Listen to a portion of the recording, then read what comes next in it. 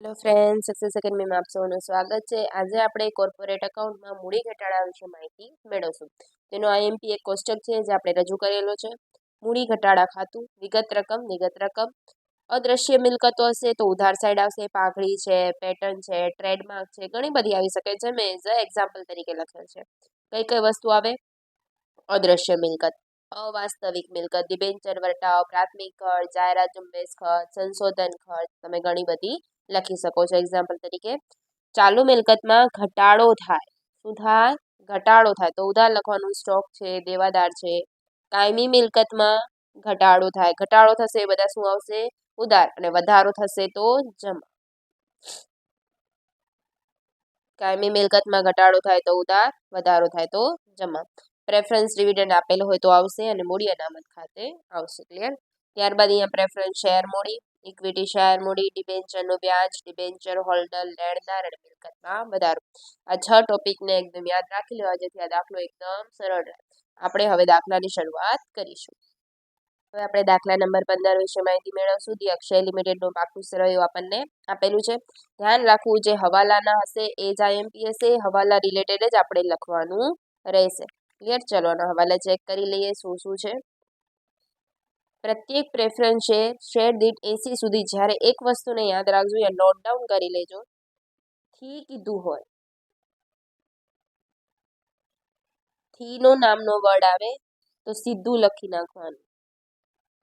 અને જો સુધી આવે, સુધી કીધું હોય તો બાદ કરીને લખવાનું. શું કરવાનું? તો બાદ કરીને. આ નોટ ડાઉન કરી લેજો. થી કીધું હોય તો ડાયરેક્ટ, સુધી કીધું હોય તો માઇનસ કરીને. ચલો આપણે અહીંયા જોઈએ સૌપ્રથમ શું કીધું છે આપણને. પ્રેફરન્સ શેર દીઠ 80 સુધી ઘટાડવાનું. સુધી ઘટાડવાનું એટલે માઇનસ કરવાનું. કેટલાનું છે આપણું ચેક કરો. પ્રેફરન્સ શેર મૂડી 100 રૂપિયાનો છે.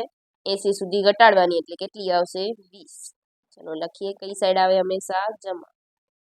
પ્રેફરન્સ શેર મૂડી. કેટલાના શેર છે તમારા કને? શેર કેટલા છે?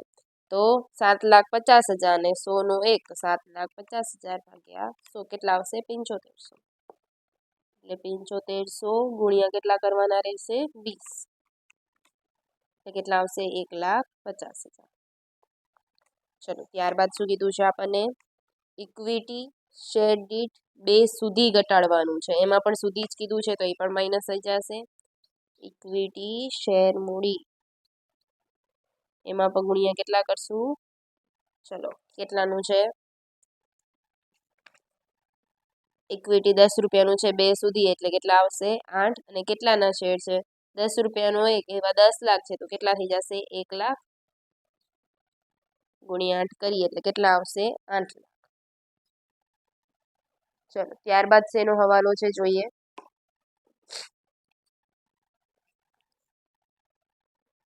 પ્રેફરન્સ શેર પર 2 વર્ષનું ડિવિડન્ડ બાકી છે અને પ્રેફરન્સ હોલ્ડર બધું જ ડિવિડન્ડ જતું કર્યું છે. શું કરી નાખ્યું છે? એણે જતું કરી દીધું છે. જતું કરી દીધું છે એનો મતલબ એનું કાંઈ ગણતરીમાં ધ્યાનમાં લેવામાં આવતી નથી. ત્યારબાદ ડિબેન્ચર હોલ્ડરો બાકી વ્યાજ જતું કરવા તેમજ ડિબેન્ચરની અંશતઃ ચૂકવણી પેટે 2 લાખની મૂળ કિંમતના યંત્રો 1,50,000ની કિંમતે સહમત થયા. હવે યંત્રો છે હતા કેટલાના? તો કે 2 લાખ. સ્વીકારે કેટલાના છે? તો કે 1,50,000 એટલે 50,000નું શું થાય છે? ઘટાડો. ઘટાડો ક્યાં આવે? ઉધાર. લખી નાખીએ યંત્રો ખાતે કેટલાનો ઘટાડો થાય છે? તો કે 50,000. બીજું કોનું કીધું? એ ડિબેન્ચરનું વ્યાજ. ચલો ડિબેન્ચરનું વ્યાજ ચેક કરીએ કેટલું છે. ડિબેન્ચર પર બાકી વ્યાજ કેટલાનું આપેલું છે? 50,000. એ ક્યાં આવે ડિબેન્ચરનું વ્યાજ? જમા. ડિબેન્ચરનું વ્યાજ 50,000. ક્લિયર? ત્યારબાદ જોઈએ કંપનીએ કામદાર અકસ્માત અંગે 50,000નો દાવો મંજૂર કર્યો. કેટલાનો દાવો મંજૂર કર્યો છે? 50,000નો. છે કેટલાનું ચેક કરો. 2,50,000 છે એમાંથી 50,000નો મંજૂર કર્યો એટલે કેટલો બાકી રહ્યો? 2 લાખ બાકી રહ્યો. લખી નાખો. જમા સાઈડ આવશે. કામદાર અકસ્માત ફંડ કેટલો આવશે? 2 લાખ. હતું કેટલાનું? 2,50,000. એમાંથી 50,000 તો મંજૂર કર્યો એટલે કેટલા થઈ ગયા? 2 લાખ. ત્યારબાદ શું કીધું છે? તમામ અદ્રશ્ય અને અવાસ્તવિક મિલકતો માંડી વળવાની છે. ચલો લખી નાખીએ. અવાસ્તવિક મિલકતમાં એક જ છે પ્રાથમિક ખર્ચ. કેટલાનું આપેલો છે? 8 લાખ. ચલો અદ્રશ્ય મિલકતો જોઈ લઈએ. પાઘડી આપેલી છે 2,50,000 અને પેટર્ન્સ આપેલા છે 2 લાખ. આટલી વસ્તુ આપણને આપેલી છે. ચલો ત્યારબાદ જમીન મકાન બજાર કિંમતે દર્શાવવાનું છે. જ્યાં જમીન મકાનની ચોપડે કિંમત તેની બજાર કિંમત કરતાં 25% ઓછી છે. હવે બજાર કિંમત આપણે દર્શાવવાનું છે ને જે આમાં આપણને બુકમાં આપેલી છે 25% ઓછી આપેલી હોય, જ્યારે 25% ઓછી આપેલી હોય ત્યારે એની ગણતરી થાય છે. જેમ કે જમીન મકાન છે કેટલાના ચેક કરું, 6 લાખ. તો 6 લાખ ગુણ્યા 100 એ 25% ઓછી છે મતલબ ભાગ્યા 75, એટલે કેટલા આવશે? 8 લાખ થયા. હતા કેટલાના? 6 લાખ. આવે છે કેટલાના? 8 લાખ. તો 2 લાખનો શું થાય છે? વધારો. લખી નાખીએ અહીંયા મકાન 2 લાખ. વધારો થાય તો ક્યાં થાય? જમા. અને ઘટાડો થાય તો ક્યાં આવે? ઉધાર. ચલો નેક્સ્ટ. બીજી કોઈ ઇન્ફોર્મેશન આમાં બાકી રહેતી નથી. ચલો હવે જોઈ લઈએ શું શું છે આપણા પાસે. મિલકતો ચેક કરીએ.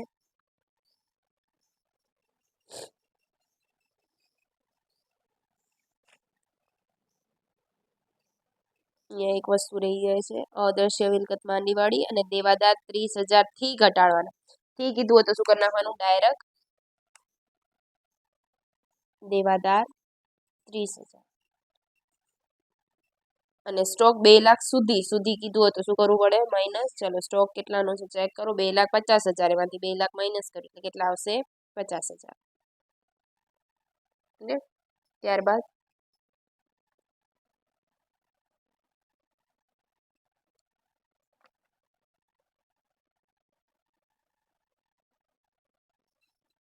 હવે કોઈ હવાલો બાકી રહેતો નથી. ચલો મૂડી અનામત શોધી નાખી કેટલી આવે છે આપણી.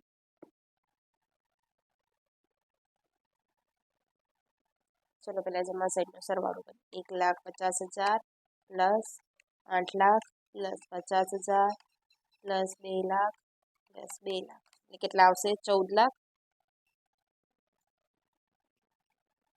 ત્યારબાદ માઇનસ કરીએ. 50,000 minus 8 lakh minus 2,50,000 minus 2 lakh minus 30,000 minus 50,000 એટલે મૂડી અનામત કેટલું આવશે? 20,000. ચલો અહીંયા પર ટોટલ લખી નાખીએ 14. ક્લિયર? હવે આની આમ નોંધ કઈ રીતે થાય? આ લેક્ચરમાં આપણે આમ નોંધ શીખી લઈએ. ચલો આમ નોંધ કઈ રીતે આવશે? તો જે વસ્તુ જમા છે એને આપણે ઉધાર કરશું અને જે વસ્તુ ઉધાર છે એને જમા, અને તે મૂડી ઘટાડા ખાતે આવશે. ચલો પેલી આમ નોંધ કરીએ. પ્રેફરન્સ શેર મૂડી ખાતે ઉધાર ઇક્વિટી, બંને શેર મૂડી છે એટલે ભેગી લખી નાખું છું. ઇક્વિટી શેર મૂડી ખાતે ઉધાર તે મૂડી ઘટાડા ખાતે. આની ઓપોઝિટ થઈ જાય. જમા છે તો એને ઉધાર કરી દેવાનું, તે મૂડી ઘટાડા ખાતે. ચલો રકમ કઈ આવશે? તો અહીંયા જે છે એ જ 1,50,000 અને 8 લાખ એટલે કેટલા આવશે? 9,50,000. ચલો ત્યારબાદ બીજા નંબરમાં કોણ છે? ડિબેન્ચરનું વ્યાજ. તો ડિબેન્ચર વ્યાજ ખાતે ઉધાર તે મૂડી ઘટાડા ખાતે. કેટલાનું છે? 50,000. ચલો ત્યારબાદ ત્રીજી, કામદાર અકસ્માત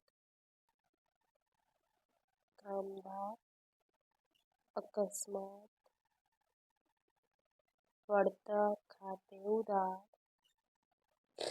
તે મૂડી ઘટાડા ખાતે. કેટલાનું છે? 2 લાખ.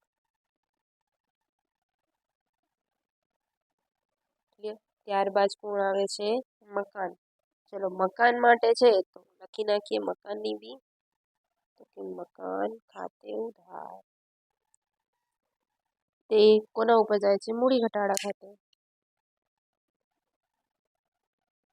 કેટલા આવશે એમાં પણ? 2 લાખ.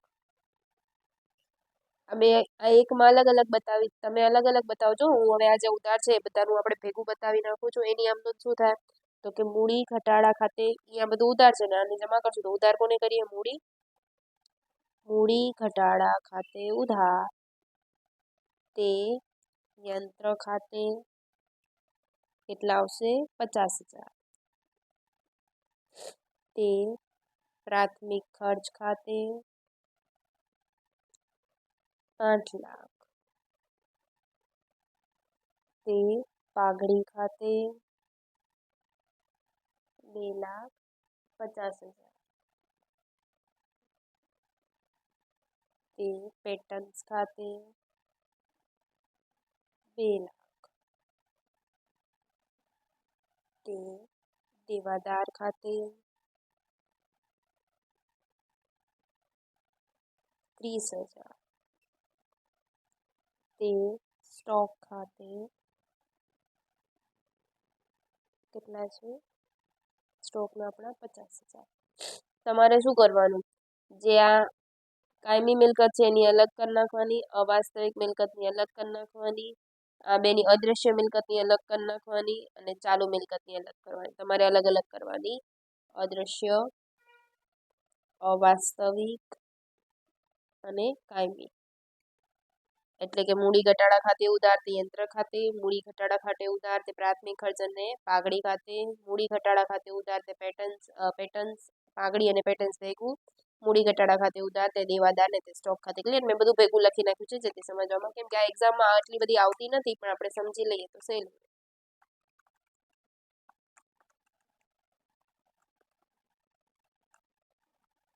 કેટલા આવશે? 13,80,000. અને લાસ્ટ મૂડી અનામતની અલગ કરી નાખજો. એટલે કે મૂડી ઘટાડા ખાતે ઉધાર તે શું થઈ જશે? મૂડી અનામત. કેટલી આવશે એમાં? 20,000. ક્લિયર? આખો દાખલો તમે જોઈ શકો છો. ક્યાંય પણ ડાઉટ લાગે તો કમેન્ટ કરી શકો છો. Thank you.